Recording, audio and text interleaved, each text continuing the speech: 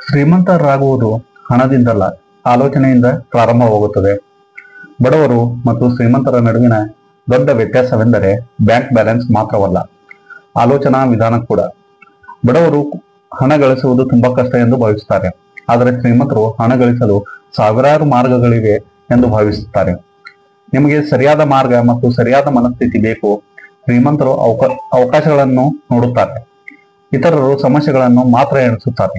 ನೀವು ನಿಮ್ಮ ಆಲೋಚನೆಯನ್ನು ಬದಲಾಯಿಸಲು ಪ್ರಾರಂಭಿಸಿದರೆ ನಿಮ್ಮ ಜೀವನದ ದಿಕ್ಕು ಸ್ವಯಂಚಾಲಿತವಾಗಿ ಬದಲಾಗಲು ಪ್ರಾರಂಭಿಸುತ್ತದೆ. ಶ್ರೀಮಂತರು ಎಂದಿಗೂ ಅದೃಷ್ಟವನ್ನು ಅವಲಂಬಿಸುವುದಿಲ್ಲ. ಅವರು ತಮ್ಮದೇ ಆದ ದಾರಿಯನ್ನು ಮಾಡಿಕೊಂಡಾಗ ಮಾತ್ರ ಅದೃಷ್ಟವು ಅವರಿಗೆ ಅನುಕೂಲಕರವಾಗಿರುತ್ತದೆ ಎಂದು ಅವರು ನಂಬುತ್ತಾರೆ. ಅವರ ಆಲೋಚನೆ, ನಾನು ಅದನ್ನು ಮಾಡಬಹುದು. ಅವರು ಪ್ರತಿಯೊಂದು ಕಷ್ಟದಲ್ಲೂ ಅವಕಾಶವನ್ನು ನೋಡುತ್ತಾರೆ ಮತ್ತು ಪ್ರತಿ ಸವಾಲನ್ನು ಪಾಠವಾಗಿ ತೆಗೆದುಕೊಳ್ಳುತ್ತಾರೆ. ಅವರು ಮತ್ತೆ ಮತ್ತೆ ಬಿದ್ದ ನಂತರವೂ ಎದ್ದು ಅಂತಿಮವಾಗಿ ಗೆಲ್ಲಲು ಇದು ಕಾರಣವಾಗಿದೆ. ಇದು ಹಣ ಗಳಿಸುವ ತಂತ್ರವನ್ನು ಬದಲಾಯಿಸುವುದಲ್ಲದೆ ನಿಮ್ಮ ಆಲೋಚನೆ, ಅಭ್ಯಾಸಗಳು ಮತ್ತು ದೃಷ್ಟಿಕೋನವನ್ನು ಸಹ ಬದಲಾಯಿಸುತ್ತದೆ. ಪ್ರತಿಯೊಂದು ಭಾಗದಲ್ಲಿ ನಿಮ್ಮ ಆರ್ಥಿಕ ಚಿಂತನೆಯನ್ನು ಬಲಪಡಿಸಲು ನೀವು ಅಳವಡಿಸಿಕೊಳ್ಳಬಹುದಾದ ಅಂತಹ ಕಲ್ಪನೆಯನ್ನು ನೀವು ಕಾಣಬಹುದು. ಆದ್ದರಿಂದ ಸಂಪತ್ತಿನ ನಿಜವಾದ ಮೂಲದಿಂದ ನಿಮ್ಮ ಆಲೋಚನೆಯಿಂದ ಪ್ರಾರಂಭಿಸೋಣ. ಒಬ್ಬ ಸಾಮಾನ್ಯ ಮನುಷ್ಯನು ಸಮಸ್ಯೆಯನ್ನು ನೋಡಿ ಭಯಪಡುತ್ತಾನೆ.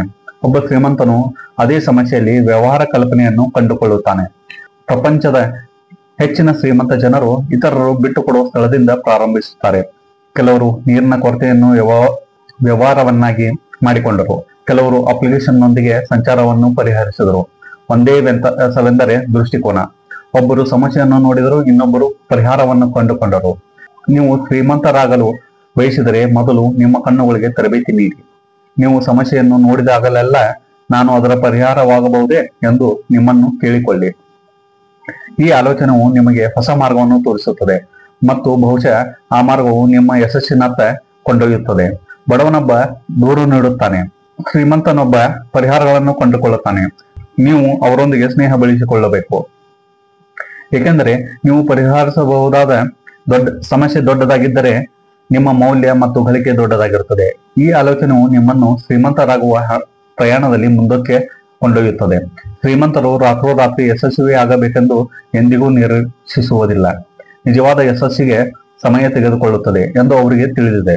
ಆದ್ದರಿಂದ ಅವರು ತಾಳ್ಮೆಯಿಂದಿರುತ್ತಾರೆ ಮತ್ತು ನಿರಂತರ ಪ್ರಯತ್ನಗಳನ್ನು ಮಾಡುತ್ತಾರೆ. ಬಡವನೊಬ್ಬ ಯೋಚಿಸುವ ವ್ಯಕ್ತಿಯು ತಕ್ಷಣದ ಫಲಿತಾಂಶಗಳನ್ನು ಬಯಸುತ್ತಾನೆ. ಒಂದು ಕೆಲಸ ಕಷ್ಟಕರವೆಂದು ತೋರಿದ ತಕ್ಷಣ ಅವನು ಬಿಟ್ಟು ಕೊಡುತ್ತಾನೆ. ಆದರೆ ಶ್ರೀಮಂತ ಚಿಂತನೆಯ ವ್ಯಕ್ತಿಗೆ ಪ್ರತಿಯೊಂದು ದೊಡ್ಡ ಕೆಲಸಕ್ಕೂ ಸಮಯ ಮತ್ತು ನಿರಂತರತೆ ಬೇಕು ಎಂದು ತಿಳಿದಿದೆ. ದೀರ್ಘ ಚಿಂತನೆ ಎಂದರೆ ತಾಳ್ಮೆ ಮಾತ್ರವಲ್ಲ, ದೀರ್ಘಾವಧಿಯ ಯೋಜನೆಯೂ ಸಹ. ಶ್ರೀಮಂತರು 5 ರಿಂದ 10 ವರ್ಷಗಳ ಮುಂದಿನ ಯೋಜನೆ ಮೂಲಕ ನಿರ್ಧಾರಗಳನ್ನು ತೆಗೆದುಕೊಳ್ಳುತ್ತಾರೆ. ಇತರರು ಮಾಸಿಕ ಸಂಬಳ ಅಥವಾ EMI ಬಗ್ಗೆ ಮಾತ್ರ ಯೋಚಿಸುತ್ತಾರೆ. ಅವರ ದೀರ್ಘಾವಧಿಯ ದೃಷ್ಟಿಕೋನವನ್ನು ಹೊಂದಿರುವುದರಿಂದ ಅವರ ಅಪಾಯಗಳನ್ನು ತೆಗೆದುಕೊಳ್ಳಲು ಉತ್ತಮರಾಗಲು ಇದು ಕಾರಣವಾಗಿದೆ. ನೀವು ಕೂಡ ಶ್ರೀಮಂತರಾಗಲು ಬಯಸಿದರೆ ತಕ್ಷಣದ ಫಲಿತಾಂಶಗಳನ್ನು ಬಯಕೆಯನ್ನು ಬಿಟ್ಟು ದೀರ್ಘ ಆಟವಾಡುವ ಮನಸ್ಥಿತಿಯನ್ನು ಅಳವಡಿಸಿಕೊಳ್ಳಿ. ನೀವು ನಿರಂತರವಾಗಿ ಏನಾದರೂ ಒಳ್ಳೆಯದನ್ನು ಮಾಡುತ್ತಲೇ ಇದ್ದಾಗ ಯಶಸ್ಸು ಸ್ವತಃ ಬಾಗಿಲು ತಟ್ಟುವ ಸಮಯ ಬರುತ್ತದೆ. ಬಡ ಮನಸ್ಸಿನ ವ್ಯಕ್ತಿಯು ಹಣವನ್ನು ಉಳಿಸಲು ಸಮಯವನ್ನು ವ್ಯರ್ಥ ಮಾಡುತ್ತಾನೆ, ಆದರೆ ಶ್ರೀಮಂತ ಮನಸ್ಸಿನ ವ್ಯಕ್ತಿಯು ಸಮಯವನ್ನು ಉಳಿಸಲು ಹಣವನ್ನು ಖರ್ಚು ಮಾಡುತ್ತಾನೆ. ಹಣವನ್ನು ಮತ್ತೆ ಗಳಿಸಬಹುದು ಎಂದು ಅವರಿಗೆ ತಿಳಿದಿದೆ, ಆದರೆ ಸಮಯ ಹಿಂತಿರುಗುವುದಿಲ್ಲ.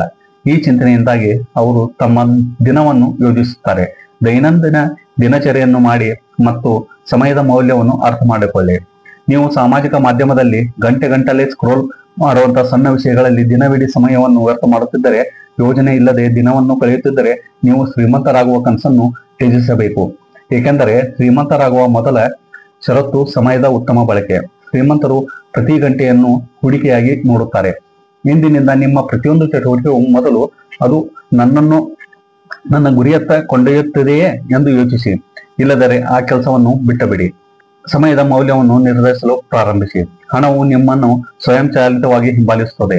ಬಡ ಮನಸ್ಸಿನ ಜನರು ಮಾಡುವ ದೊಡ್ಡ ತಪ್ಪು ಎಂದರೆ ಶಾಲೆ ಮುಗಿದ ನಂತರ ಕಲಿಕೆಯೂ ಮುಗಿದಿದೆ ಎಂದು ಅವರು ಭಾವಿಸುತ್ತಾರೆ.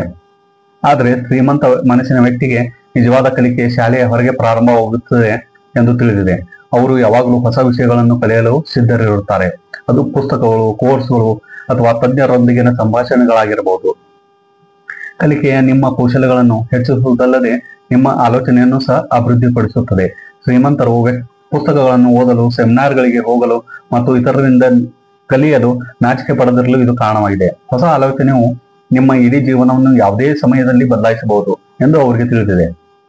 ಆದ್ದರಿಂದ ನೀವು ಶ್ರೀಮಂತರಾಗಲು ಬಯಸಿದರೆ ನೀವು ಪ್ರತಿದಿನ ಹೊಸದನ್ನು ಕಲಿಯುವಿರಿ ಎಂದು ನಿಮಗೆ ನೀವೇ ಭರವಸೆ ನೀಡಿ. ಮೊಬೈಲ್ ಮನೋರಂಜನೆಯನ್ನು ಮಾತ್ರವಲ್ಲದೆ ಶಿಕ್ಷಣವನ್ನು ಹೊಂದಿರಬೇಕು. ಪ್ರತಿದಿನ ಸ್ವಲ್ಪ ಕಲಿಯುತ್ತಲೇ ಇರಿ. ಒಂದು ದಿನ ಆ ಜ್ಞಾನವು ನಿಮ್ಮ ದೊಡ್ಡ ಸಂಪತ್ತಾಗುತ್ತದೆ. ಶ್ರೀಮಂತರು ಎಂದಿಗೂ ಒಂಟಿಯಾಗಿ ನಡೆಯಲು ಪ್ರಯತ್ನಿಸುವುದಿಲ್ಲ. ಬದಲಾಗಿ ಅವರು ಸರಿಯಾದ ಜನರೊಂದಿಗೆ ಸಂಪರ್ಕ ಸಾಧಿಸುತ್ತಾರೆ.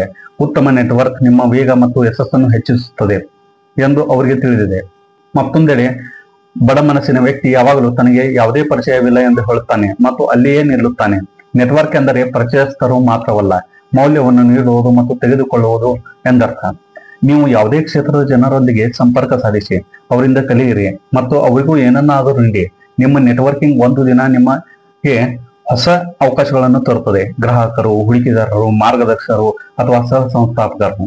ಆದ್ದರಿಂದ ಹೊರಗೆ ಹೋಗಿ ಮಾತನಾಡಿ, ಸಂಪರ್ಕಗಳನ್ನು ಮಾಡಿ.